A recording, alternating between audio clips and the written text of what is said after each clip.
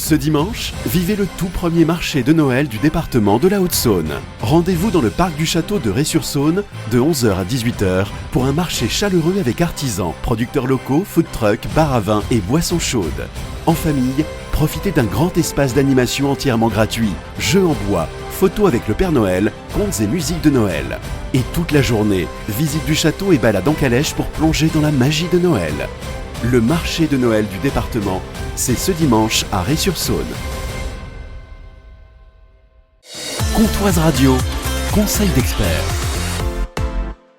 Bonjour Martine Reynaud. Bonjour Jean-Pierre. Avocat honoraire à Luxeuil-les-Bains. Aujourd'hui, nous installons des caméras de surveillance chez nous. J'ai remarqué que l'on s'introduit dans mon jardin en mon absence. Et quand je dis on, je devrais dire plutôt le fils de mon voisin qui squatte ma piscine pendant mes vacances. Plus question de rester les bras croisés. Plutôt que de mettre un huissier en embuscade, je viens d'acheter des caméras de vidéosurveillance bien plus efficaces et plus discrètes. Mais il ne manquerait plus que mes voisins me dénoncent à la maréchaussée et me reprochent de mettre à mal leur vie privée. Car les juges ne plaisantent pas avec l'article 9 du Code civil qui affirme que chacun a droit au respect de sa vie privée. Non seulement vous pouvez être condamné à démonter l'installation, voire même à la voir confisquée, mais risquer d'avoir à verser des dommages et intérêts à vos voisins indélicats, ce qui est un comble.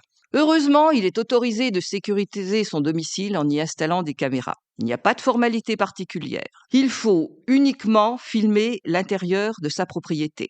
Les caméras ne doivent pas voir dans leur champ ni la rue ni les passants. De simples caméras factices installées dans un but purement dissuasif sont interdites. N'espérez pas vous en tirer devant le juge en plaidant que le dispositif n'est relié à rien. Le tarif est le même. Le simple fait de laisser croire à quelqu'un qu'on les pille lui cause un préjudice, même s'il s'agit d'un voisin particulièrement vindicatif. Pour les caméras installées à l'intérieur de la maison, je dois respecter également la vie privée de mes visiteurs, ainsi que celle de ma famille.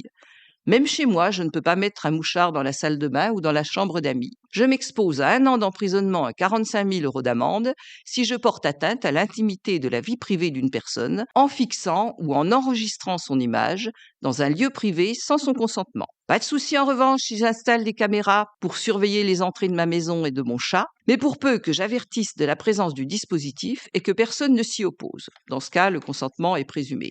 Souriez, vous êtes filmé, apposé au bord de ma piscine, préviendra ainsi le fils de mon voisin. Incroyable conseil d'expert. Merci Martine Reynaud.